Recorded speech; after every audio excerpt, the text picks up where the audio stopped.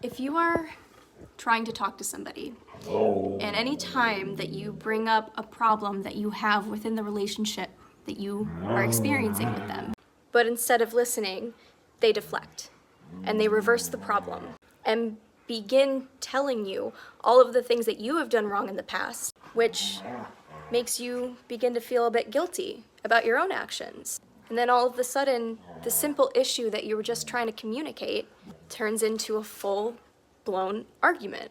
You are communicating with somebody who is emotionally unavailable. An emotionally unavailable person will not take any accountability because they'd rather go through life blindly, without any self-awareness, and tarnish every relationship that they ever had, than to go within and learn about who they truly are. You were never the problem, and it's not your fault for trying to communicate your emotions.